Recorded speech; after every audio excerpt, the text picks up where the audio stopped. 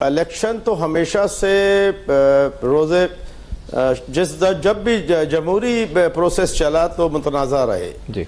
मैं इसमें सबसे पहली बात तो करूंगा कि ये जो टाइम है अब इलेक्शन को मुतनाज़ा नहीं होना चाहिए। इसमें इलेक्शन कमीशन का जो रोल है, इलेक्शन कमीशन को बड़ी ईमानदारी के साथ उसको करना चाहिए।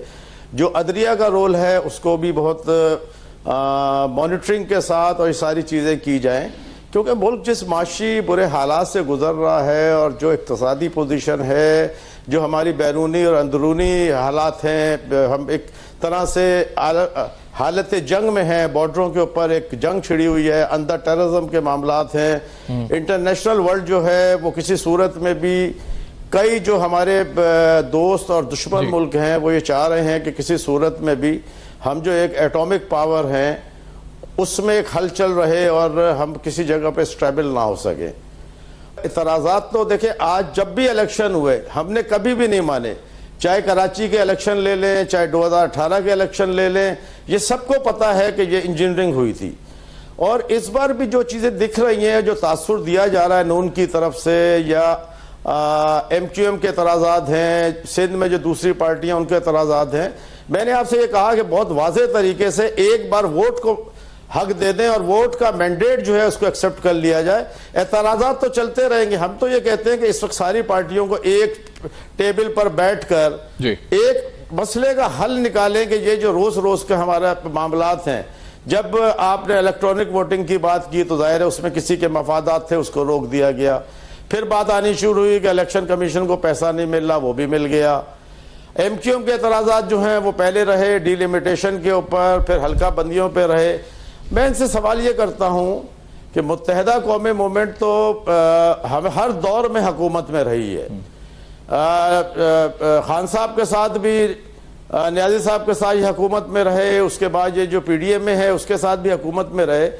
तो ये लास्ट मोमेंट के ऊपर क्यों ये कहते हैं कि जी हमें ये मुतनाज़ा है, ये मुतनाज़ा है। जब आप बैठे हुए हैं असम्बली के अंदर, असम्बली का काम है कानून साजी करना, ना कि सियासत करना। उस वक्त वहां पे सियासत करते रहे, वजारतों पे बैठे रहे, और आज फिर ये कह रहे हैं कि जी अब चूंकि इलेक्शन के अंदर आज कितने दिन रह गए, महीना डेढ़ महीना रह गया है, अब उसके अंदर आज इतराज़ात उठाकर लोगों को मिसगाइड करना। सर मेरे ख्याल में क्योंकि जिस तरह बल्दियाती इलेक्शन से भाग गए थे और एक डिलिमिटेशन का और मरदमशुमारी का बहाना करके हट गए थे, इस बार वो शायद फिर कोई इस किस्म के बायकाट की हरकत करना चाह रहे हैं, और जिसमें मुझे बराबर की नून लीग भी शामिल होती दिख रही है कि नून लीग का हालांकि कराची में वोट नहीं है और MQM का पंजाब में वोट नहीं है। इत्तेहाद तो वहां होता है कि जहां आपका यहां वोटर हो और मेरा वहां वोटर हो, सीट एडजस्टमेंट वहां होती है।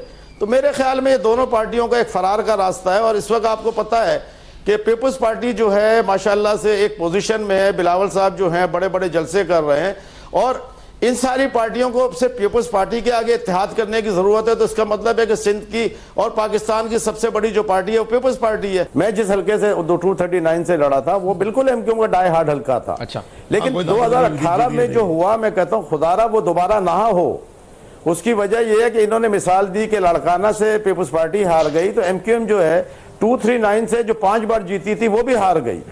तो ये मैं इनसे अभी भी ये कह रहा हूं कि देखें, अब इस बार जो है हम सबकी कोशिश ये होनी चाहिए कि इलेक्शन हो, बिल्कुल फेयर इलेक्शन हो, मेरा वोटर मुझे वोट दे, इनका वोटर इनको वोट दे, बीच में कोई इंटरफेरेंस ना करे, तभी इस मुल्क के मामलात आगे चलेंगे।